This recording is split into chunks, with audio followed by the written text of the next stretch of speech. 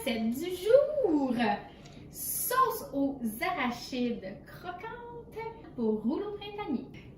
Et les ingrédients pour la sauce aux arachides: une tasse de beurre d'arachide croquant, 2 cuillerées à soupe de miel, une tasse de bouillon de poulet, une cuillerée à soupe d'huile de sésame, 2 cuillerées à soupe de sauce soya et une pincée de poivre de Cayenne.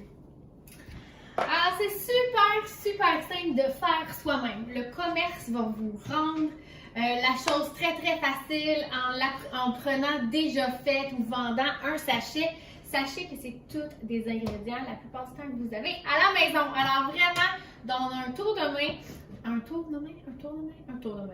je vais vous préparer la version maison. Alors, prochaine sauce, c'est la version croquante.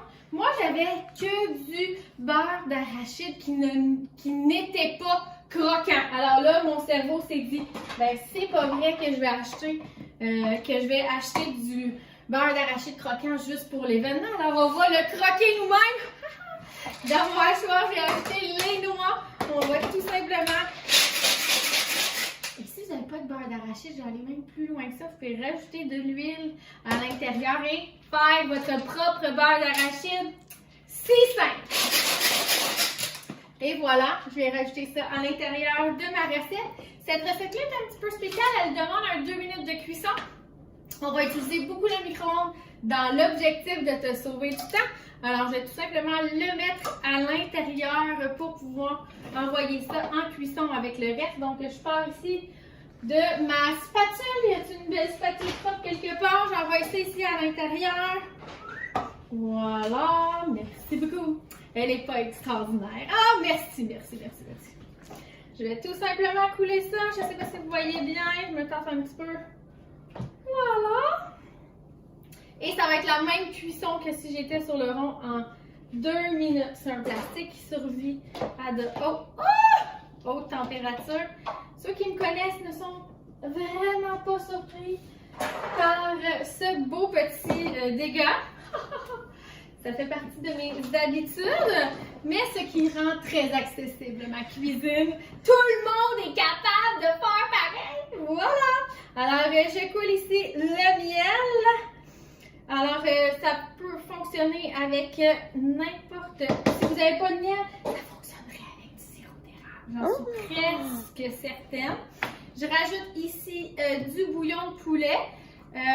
Aujourd'hui, on a fait du bouillon de légumes. Quelqu'un qui voudrait aller vers une version plus, ce serait quoi? Végé? Santé. Bon, pourquoi pas, je suis bien à l'aise avec ce mot-là. Ici, la soya.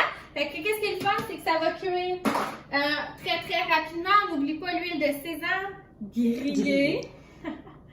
Ça rajoute vraiment quelque chose de wow. Là, les gens se disent comment ça va faire pour mélanger ça. Ta-da-da! J'ai rajouté ici on a dit une pincée? Au goût. Pincée. Why not?